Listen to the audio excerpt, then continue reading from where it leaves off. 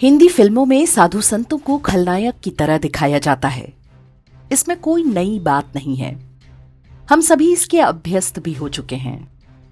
कई लोग तो मान भी चुके हैं कि साधु संत भ्रष्ट, लालची और दुराचारी होते हैं।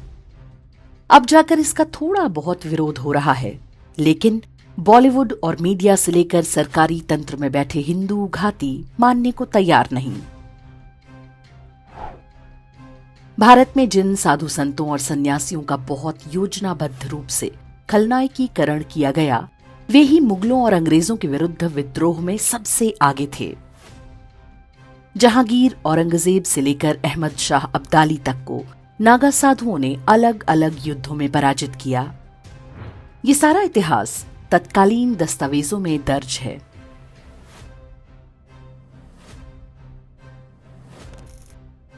जब अंग्रेज आए तब उनके विरुद्ध पहला संगठित विद्रोह सन्यासियों ने किया। वर्ष 1770 में हुई इस क्रांति के बारे में आज बहुत कम लोग जानते हैं। सन्यासी विद्रोह का केंद्र प्रमुख रूप से बंगाल और बिहार के क्षेत्रों में था। साधु संत अपने गांव अथवा नगर से तीर्थ स्थानों तक आते जाते थे। वे रास्ते में पड़ने वाले गांवों में विश्राम करते और वहां रहने वाले कृषकों और शिल्पकारों को देश की परिस्थितियों के बारे में बताते। इससे लोगों में जागृति पैदा हो रही थी। 18वीं शताब्दी के उत्तरार्ध का ये वही समय था जब अंग्रेजों की नीतियों के कारण बंगाल में भीषण अकाल पड़ा था। अंग्रेज समझ गए कि सन्यासियों द्वारा ये जन जागरण भविष्य में समस्या बन सकता है। ईस्ट इंडिया कंपनी ने सन्यासियों को अपराधी घोषित करके उनके कहीं भी आने जाने पर प्रतिबंध लगा दिया। इससे साधु संतों में भारी आक्रोश पैदा हो गया। पूजा पाठ और भजन कीर्तन तक सीमित रहने वाले साधुओं ने शस्त्र उठा लिए। यही वो समय था जब लाखों लोग अकाल में भूखों मर रहे थे। दूसरी ओर अंग्रेजों के भंडार अन्न से भरे हुए थे। साधु सन्यासी अंग्रेजों के अन्न भंडारों पर हमला करके उन्हें लूट लेते थे। लूट में मिला सारा अनाज निर्धन परिवारों में बांट दिया जाता था। परिणाम ये कि सन्यासी जनता के बीच अत्यंत लोकप्रिय हो गए। कई छोटे छोटे जमींदार, किसान और गांव के लोग उनके साथ मिलते गए और आंदोलन फैलता गया। अंग्रेजों ने इस विद्रोह को एक आपराधिक घटना के रूप में दिखाने का प्रयत्न किया है। उनके अभिलेखों के अनुसार सन्यासी के नाम से डकैतों के दल अव्यवस्था फैला रहे हैं। ये तीर्थ यात्रियों के भेष में बंगाल के कुछ क्षेत्रों में लूटमार करते हैं। बंगाल में अकाल के कारण इनकी संख्या में वृद्धि हुई है। भूखमरी के कारण कई किसान भी इनके साथ हो गए हैं। 50 से 1000 तक के समूहों में ये लूटमार और आगजनी जैसे अपराध करते हैं। मुख्य रूप से दशनामी नागाओं और गिरी संप्रदाय के सन्यासियों ने विद्रोह का आरंभ किया। ये वर्ष 1770 से 1777 अर्थात 7 वर्ष तक सबसे उग्र रूप में जारी रहा। अंग्रेजी ठिकानों पर सन्यासियों के छापामार हमले वर्ष 1800 तक जारी रहे। कई स्थानों पर सन्यासियों ने स्वतंत्र शासन भी स्थापित कर लिया था। इस विद्रोह में बड़ी संख्या में साधु संतों ने अपने प्राणों की आहुति दी। बंगाली उपन्यासकार बंकिम चंद्र चटर्जी ने सन्यासी विद्रोह पर ही आनंद मठ और देवी चौधरानी नाम से 2 पुस्तकें लिखी हैं। वर्ष 1882 में लिखी आनंद मठ में वंदे मातरम गीत भी है, जो आगे चलकर भारत का राष्ट्रगीत बना। सन्यासी विद्रोह का नेतृत्व पंडित भवानी चरण पाठक ने किया था। तो साधु संतों के प्रति घृणा की जो नीति अंग्रेजों के समय आरंभ हुई थी, स्वतंत्र भारत में कांग्रेस ने उसे ही जारी रखा। साधु संतों को हमेशा संदेह की दृष्टि से देखा जाता रहा। अंग्रेजों से लड़ाई में उनके योगदान और बलिदान को स्कूली इतिहास की पुस्तकों में नाम मात्र का ही स्थान दिया गया है।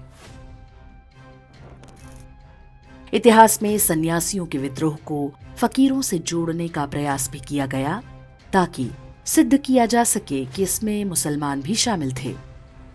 बंगाल में ही मुस्लिम फकीरों ने भी अंग्रेजों के विरुद्ध हिंसा की थी, लेकिन वो सन्यासी विद्रोह के लगभग 6 से 10 वर्ष बाद की घटना है।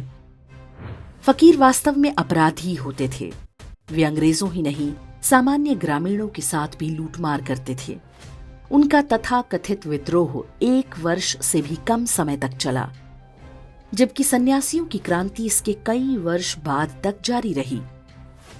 ऐसा कोई दस्तावेज नहीं मिलता जिससे सिद्ध हो सके कि फकीरों द्वारा अंग्रेज विरोधी हिंसा का उद्देश्य जनता का कल्याण था। स्वतंत्रता के ठीक बाद जवाहरलाल नेहरू ने ईसाई मिशनरी वेरियर एल्विन के साथ समझौता किया था, जिसके अंतर्गत नागालैंड में साधु संतों के प्रवेश पर प्रतिबंध लगा दिया गया ताकि वहां बिना रोक टोक धर्मांतरण कराया जा सके। वर्ष 1941 में नागालैंड में एक भी ईसाई नहीं था। आज 88% जनसंख्या ईसाई बन चुकी है। वेरियर एल्विन एक पीडोफाइल था जिसने कई जनजातीय बच्चियों का यौन शोषण किया, लेकिन नेहरू ने उस पर कोई कार्रवाई नहीं होने दी।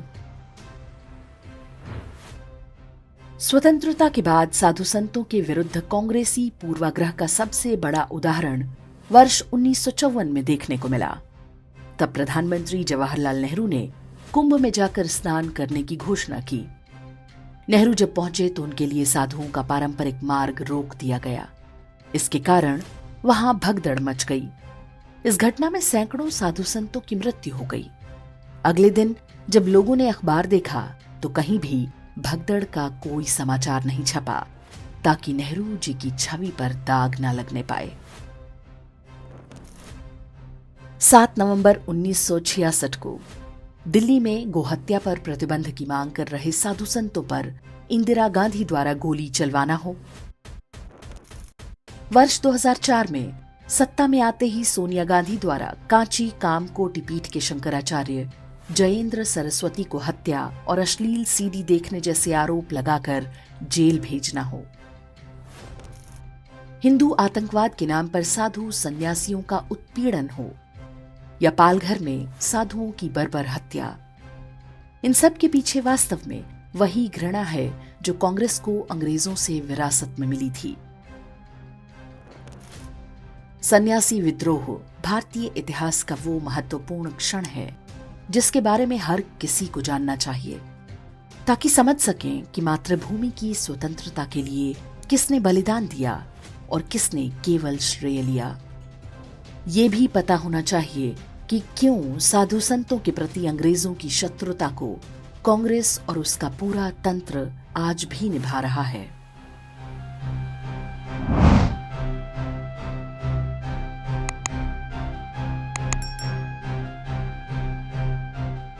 इंडेक्स ऑनलाइन के वीडियो समाज को समर्पित हैं। आप इनको डाउनलोड करके जैसे चाहे वैसे प्रयोग कर सकते हैं। चाहे तो आप हमारे टेलीग्राम चैनल से जुड़ सकते हैं। वहां सारे नए पुराने वीडियो आपको मिल जाएंगे। हमारे सोशल मीडिया लिंक हर वीडियो के डिस्क्रिप्शन में होते हैं। हमारा एकमात्र उद्देश्य हिंदू समाज को जागृत और एकजुट करना है। इसमें सहभागी बने। धन्यवाद।